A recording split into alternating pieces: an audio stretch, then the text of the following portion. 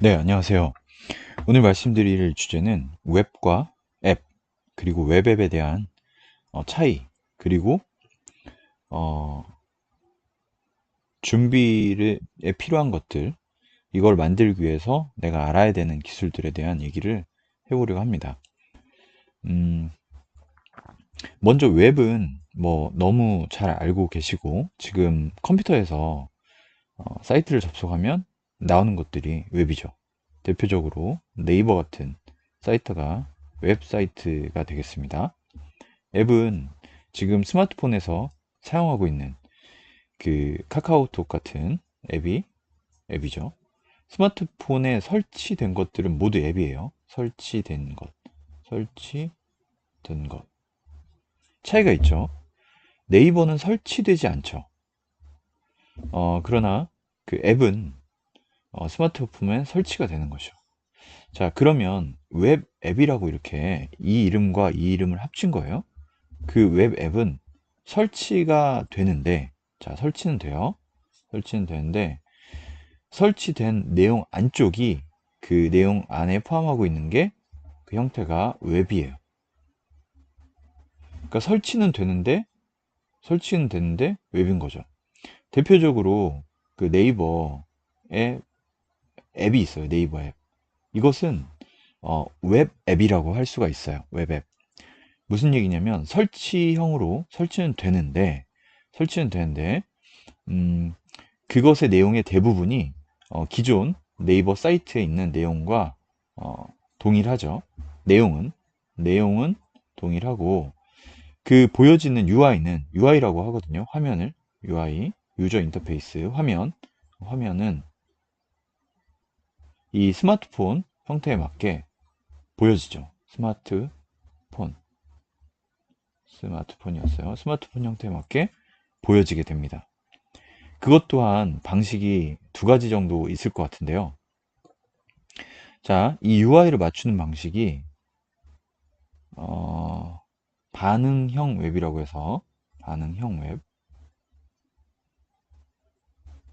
무슨 얘기냐면 이 반응형 웹으로 개발을 하게 되면 내가 접속하는, 그러니까 사용자가 접속하는 그 기기에 맞게 PC면 PC, 또 스마트폰이면 스마트폰 맞게 이 어떤 브라우저냐, 어떤 해상도를 갖냐에 따라서 이 보여진 형태가 조금씩 바뀌어요. 그렇게 만들 수도 있고, 그런 경우는 하나의 소스겠죠. 또 하나는 아예 분기를 시켜요. 뭐 m. 뭐 블라블라 .com 이런 식으로 기존 사이트에 접속을 했을 때 www.xx.com으로 접속을 했을 때 이것이 스마트폰의 접속이다. 그러면 이렇게 리다이렉션을 시킵니다. 리다이렉션. 그리고 스마트폰용 전용 페이지들이 만들어진 곳으로 어, 전환을 시켜줘요. 그러고 보이게 되는 거죠. 조금 다릅니다. 이 경우는 소스를 다시 만드는 거고 스마트폰용으로 이 경우는 하나의 소스인데 그 리사이징이 되는 거죠. 그 크기에 맞게 조절이 되는 거예요. 여러 가지 방식으로 그것에 맞게 만들 수가 있는데요. 근데 이제 이런 얘기들을 하는 경우를 들었어요. 자, 또 여기서 이제 리액트를 얘기를 안 할 수가 없죠. 그러니까 리액트나 뷰 얘기를 안 할 수가 없어요. 리액트, 뷰는 JS예요, 둘 다.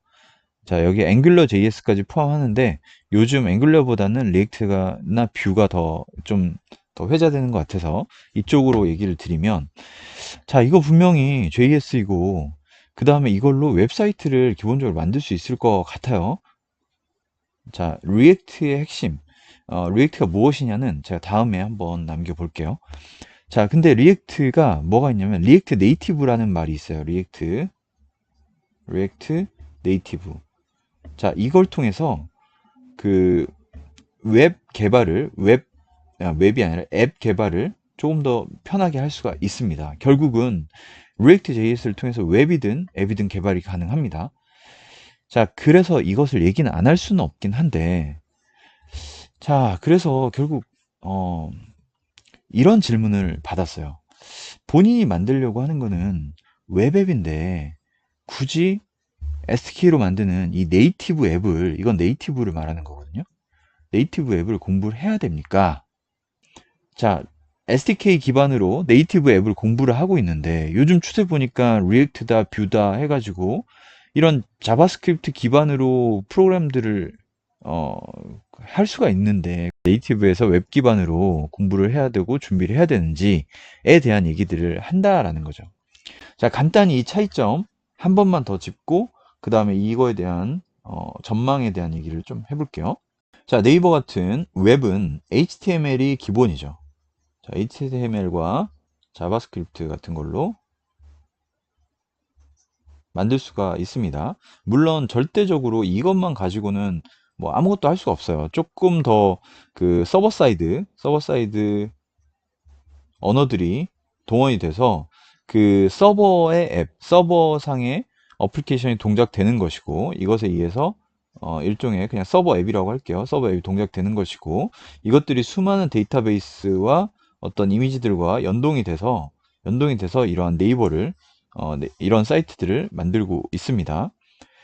자, 네이티브 기반의 앱은 안드로이드 기준으로 말씀드리면 API, 자, API가 묶여져 있는 게 SDK죠. SDK. 안드로이드 SDK, 안드로이드 SDK 안에 있는 API들을 사용해서 그 화면을 만들게 돼요. 화면이 하나하나가 다 API로 이렇게 만들 수가 있는 상황이에요.